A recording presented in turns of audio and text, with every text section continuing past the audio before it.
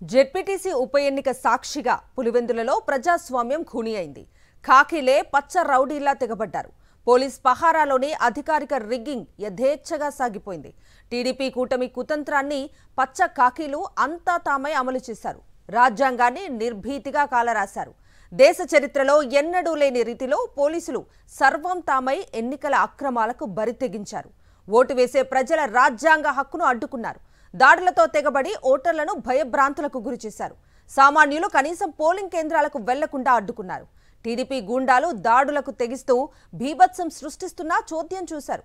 ఇతర ప్రాంతాల నుంచి వచ్చిన టీడీపీ రౌడీలు దొంగ ఓట్లు వేసేందుకు రాచబాట పరిచారు. జెడ్పీటీసీ ఉప ఎన్నికల్లో చంద్రబాబు ప్రభుత్వ అరాచకానికి వత్తాసు పలకడమే విద్యుక్త ధర్మం అంటూ పోలీసులు కొత్త పద్ధతిని అమల్లోకి తెచ్చారు. జెడ్పీటీసీ ఉప ఎన్నికల్లో అక్రమాలు, టీడీపీ రిగ్గింగ్ కు అడ్డు అదుపు లేకుండా చేసేందుకు పోలీసులు పక్కా స్కెచ్ వేశారు. రెక్కి నిర్వహించి హత్యలు చేసే కిరాయి మూకల్లా బాకీలు పులివెందులపై పడ్డారు. 1000 మందికి పైగా పోలీసులు మండలాన్ని అష్టదిగ్బంధం చేశారు. వారం రోజులుగా పులివెందులలో పోలీస్ మార్క్ రౌడీజంతో అందరినీ భయభ్రాంతులకు గురిచేశారు. టీడీపీ ప్రభుత్వ కుతంత్రంతో ఓ గ్రామంలోని ఓటర్లకు వేరే గ్రామంలో పోలింగ్ కేంద్రాలు ఏర్పాటు చేశారు. వీటి వద్దకు వైఎస్ఆర్సీపీ సానుభూతి పరులు వెళ్లకుండా పోలీసులు రంగంలోకి దిగారు. ఎక్కడ పడితే అక్కడ చెక్ పోస్టులు ఏర్పాటు చేశారు. పోలింగ్ సందర్భంగా పోలీసులు పూర్తిగా బరితెగించేశారు. ఇళ్ల నుంచి బయటకు వచ్చిన ఓటర్లపై లాఠీలు జులిపిస్తూ బూతులు తిడుతూ వెనక్కి పంపించి వేశారు. అయినా సరే తాము ఓట్లు వేస్తామని పట్టుబట్టిన వారిపై విరుచుకుపడ్డారు. అనుమతించాలని కాళ్ల వేళ్ల పడ్డా ఏమాత్రం కనికరించలేదు. ఓటర్ల చేతిలోని స్లిప్పులను గుంజుకున్నారు. టీడీపీ రిగ్గింగ్ కు పోలీసులు రక్షణ కవచంలా నిలిచారు. పులివెందులలోని అన్ని పోలింగ్ బూతుల్లోని వైఎస్ఆర్సీపీ ఏజెంట్లపై టీడీపీ గూండాలు దాడికి తెగబడ్డారు. పోలీసుల సమక్షంలోనే వారిని బలవంతంగా బయటకు గెంటివేశారు. ఏకపక్షంగా రిగ్గింగ్ చేసుకున్నారు. కాగా జమ్మలమడుగు, కమలాపురం నుంచి టీడీపీ కూటమి గూండాలను కూడా రప్పించారు. వాస్తవానికి ఇతర ప్రాంతాల వారిని పోలింగ్ రోజున అనుమతించకూడదు. పోలీసులు అవేమీ పట్టించుకోకుండా కూటమి గూండాలకు రాచబాట పరిచారు. దీంతో పచ్చ గూండాలు, వైఎస్ఆర్సీపీ నేతలు, కార్యకర్తల ఇళ్లపై దాడులకు పాల్పడ్డారు. భారీగా ఓటర్లు ఉన్న గ్రామాలను లక్ష్యంగా చేసుకుని మరీ విధ్వంసానికి పాల్పడ్డారు. వైఎస్ఆర్సీపీ సానుభూతి పరులు, సామాన్యులు ఓట్లు వేసేందుకు వెళ్లకుండా నిరోధించారు. స్లిప్పులను తీసుకుని చించివేశారు.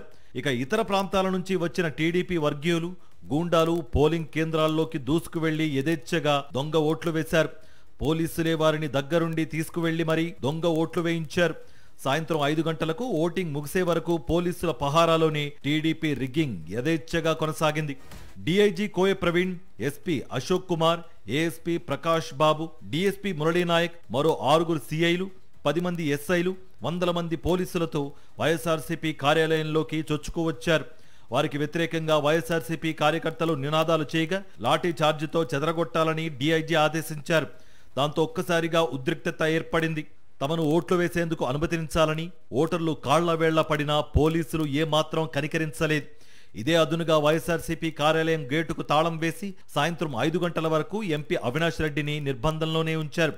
డీఐజీ కోయ ప్రవీణ్ ఆయన పక్కనే కూర్చుని మరీ ఈ కుతంత్రాన్ని పకడ్బందీగా పర్యవేక్షించారు.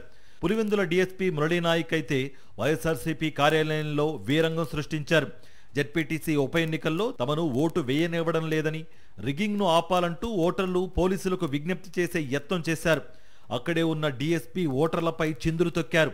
కాల్చి పాడేస్తా కొడక, ఏమనుకుంటున్నావు, యూనిఫామ్ ఇక్కడ అంటూ రౌడీ తరహాలో చెలరేగిపోయారు. లాఠీచార్జ్ చేసి చెదరగొట్టాలని డీఐజీ ఆదేశించడం, పరుష వ్యాఖ్యలతో డీఎస్పీ మురళీనాయక్ చెలరేగిపోవడం, 2-3 సీఐలు విరుచుకుపట్టడం అంతా పక్కా పన్నాగంతోనే సాగింది. ఇంత చెత్త, ఘోరమైన ఎన్నికలు ఎప్పుడూ చూడలేదన్నారు ఎంపీ అవినాష్ రెడ్డి. ఎన్నికలు రద్దు చేసి కేంద్ర బలగాలతో ఎన్నికలు నిర్వహించాలని డిమాండ్ చేశారు వైఎస్ అవినాష్ రెడ్డి. టీడీపీ, పోలీసులు కుమ్మక్కై కుట్రలు చేశారని మండిపడ్డారు. ఎన్నికల కమిషన్ రీపోలింగ్ కు ముందుకు రాకపోతే న్యాయ పోరాటం చేస్తామని ప్రకటించారు ఎంపీ అవినాష్ రెడ్డి.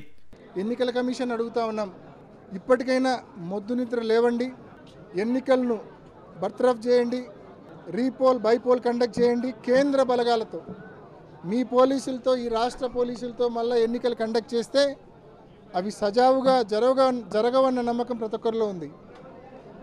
కేంద్ర బలగాలతో ఎన్నికలు జరపండి. నిరంతరం నీతులు, సుద్దులు చెప్పే చంద్రబాబు 2 జెడ్పీటీసీల్లో గెలుపు కోసం అడ్డమైన పనులు చేశారు. పోలీసులని, ఎలక్షన్ కమిషన్ను తన జేబు సంస్థలుగా మార్చేసుకున్నారు. పచ్చ అరాచకం అంటే ఎలా ఉంటుందో రాష్ట్ర ప్రజలకు అర్థమయ్యేలా చేశారు.